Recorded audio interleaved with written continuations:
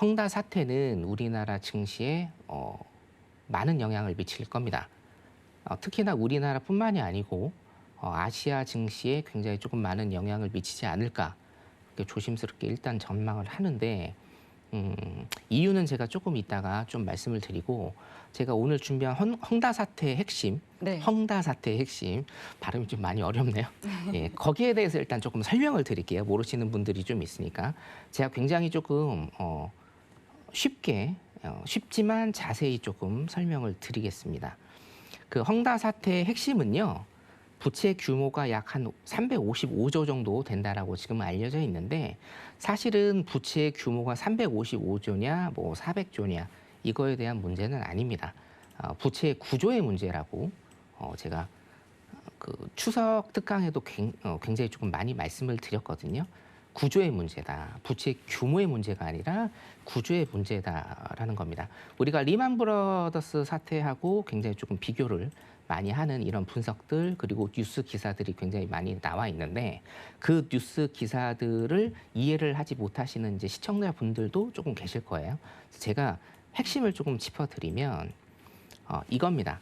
쉽게 말씀을 드리면 A라는 회사와 B라는 회사가 있는데 A 회사가 B 회사에 자금을 빌려줬다라고 하면 A 회사는 B 회사에 받을 채권이 생기겠죠. 받을 돈이 생깁니다. 근데 이 받을 돈을 담보로 C 회사에서 A 회사가 또 돈을 빌릴 수가 있고요. 그럼 어떻게 되죠? C 회사는 A 회사에 받을 돈이 또 생깁니다. 자, 이 받을 돈을 담보로 C 회사는 D 회사에 돈을 또 빌립니다. 그래서 쉽게 말씀을 드리면 시발점은 어떻게 되느냐? A 회사가 B 회사에 돈을 빌려준 요 첫 번째 구조로 인해서 이 보이지 않는 채권들이 또 채권을 만들게 되고 또 C 회사의 채권, D 회사의 채권, E 회사의 채권이 계속 순환적으로 수백 개, 수천 개가 만들어지게 되는 거죠. A 회사, B 회사의 이 채권 채무 관계 하나로. 그렇기 때문에 우리가 역피라미드를 조금 생각을 해본다라고 하면 맨 밑에 A와 B 회사의 채권 채무 관계, 그 위에 A와 C 회사, 뭐 C와 D 회사 이런 채권 채무 관계가 역피라미드로 생성이 된다라고 하면 A와 B 회사, 그러니까 A 회사가 B 회사에 자금을 빌려줬는데 B 회사가 A 회사에 이 돈을 못 갚는다라고 하면 그 위에도 못 갚고 그 위에도 못 갚고 그 위에도 못 갚게 되는 겁니다. 그러니까 이 피라미드가 다 한순간에 다 지워지게 되는 거거든요. 다 무너지게 되는 구조예요. 이게 뭐냐? 이게 리만 브라더스 사태입니다.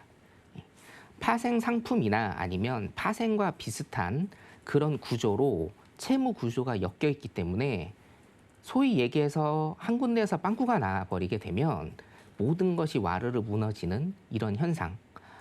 근데 이 돈을 빌리고 빌리는 이 자금들, 이 루트들이 세계 각국의 은행들과도 연결이 돼 있고 헤지펀드나 이런 펀드들과도 연결이 돼 있던 거죠.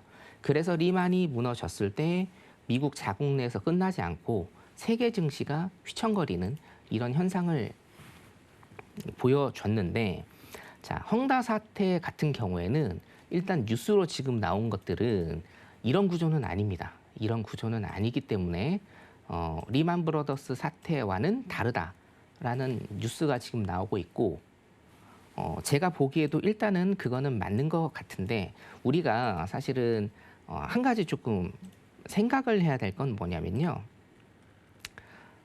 중국은 아직 사회주의 국가죠. 그렇기 때문에 모든 정보가 다 제공되지 않습니다. 그래서 주의를 요하는 게 일단은 굉장히 당연하고 당분간 하반기에는 최대 이슈가 될 만한 성격임에는 분명한데 자, 이 여파가 어디까지 가느냐가 굉장히 중요하겠죠. 지금 뉴욕 증시를 좀 보게 되면 오늘 급락을 하는 건 지표의 영향이다라고 일단 보는 게 조금 맞을 것 같은데 우리가 헝다 이슈가 생기고 나서 이틀 동안 나스닥 선물 지수가 700포인트가 700포인트가 급락을 했습니다. 그 이후에 지금 반등을 주고 있고 조금 사태가 진정이 되는 면이 있지만 지금 항생장을 보면 절대로 그렇지 않습니다.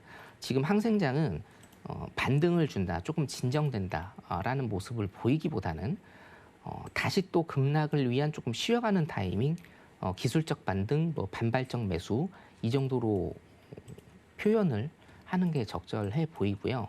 두 번째 가장 큰 이슈는 뭐냐면 우리 이제 당연히 미국 증시를 따라가는 게 거의 정설이지만 이 미국과 우리 아시아 대륙 간의 그런 관계를 조금 생각을 해본다고 하면 아시아를 이끌고 있는 거는 지금 중국 위안화입니다.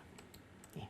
일본은 뭐 10년 전부터 소외되어 있고 지금 중국이 거의 아시아 증시를 이끌고 있는데 그 원초적인 거를 조금 생각을 해보면 사실 지금 미국도 마찬가지고 중국도 마찬가지고 한국도 마찬가지고 부동산의 거품이 굉장히 많이 껴있거든요. 자, 그럼 헝다 이슈가 지금 왜 문제가 되느냐? 헝다 사태를 만든 것은 중국 정부다라는 게 사실은 정설입니다. 예. 시진핑이 연장을 위해서 지금 경제 구조나 아니면 이 부동산 버블을 잡기 위해서 기업을 잡고 있다라는 게 사실은 정설이고 거기에 헝다가 중국 정부의 미운털이 바뀌어서 걸렸다라는 게 일단은 정설이기 때문에 이 헝다 사태의 핵심은 제가 보기에는 부동산과 연결되어 있는 거고요.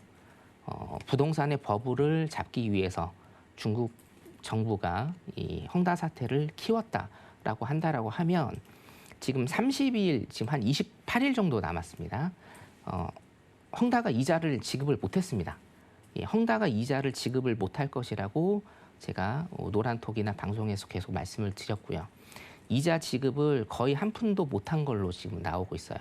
이 이자 지급을 두 가지 사례로 좀 보셔야 되는데 첫 번째 달러에 대한 이자가 있고 두 번째 위안화에 대한 이자가 있습니다. 달러에 대한 이자는 지금 한 푼도 못 갚았다라는 게 지금 뉴스에 나오고 있고 이 위안화 같은 경우에도 지금 정확한 정보는 없습니다만 아마 현물로 헝다가 가지고 있는 현물로 대체하지 않았나.